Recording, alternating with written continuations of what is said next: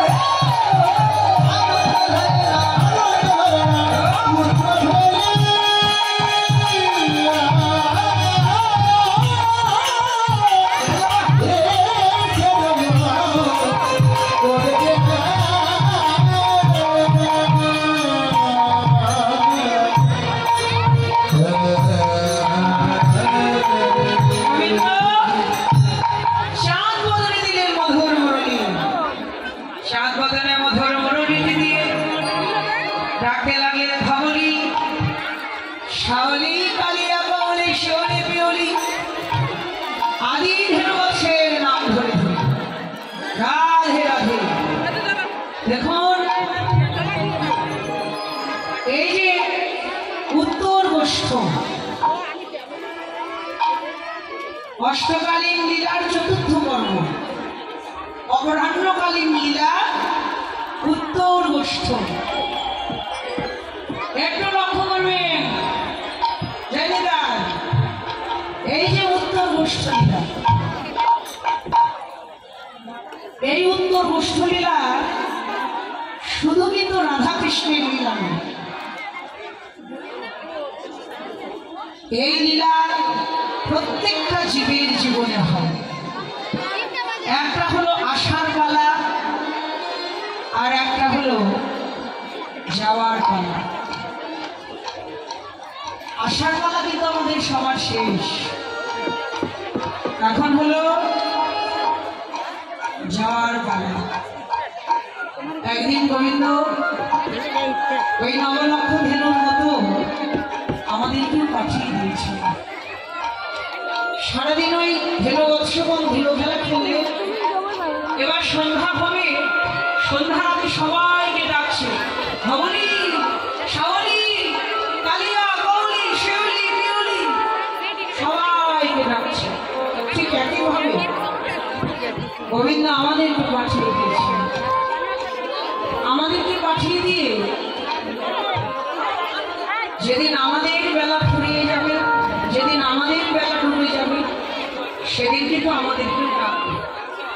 যার যে নাম তার সে নাম ধরে ধরে।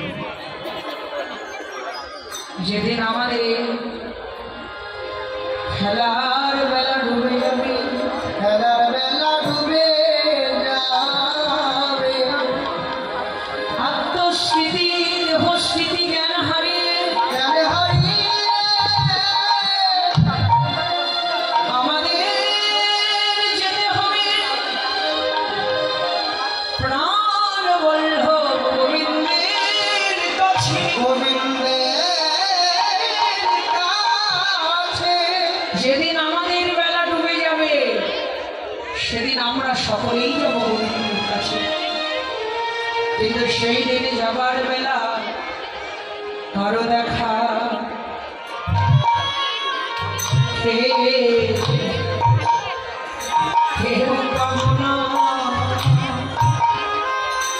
সেদিন আমরা কারো দেখা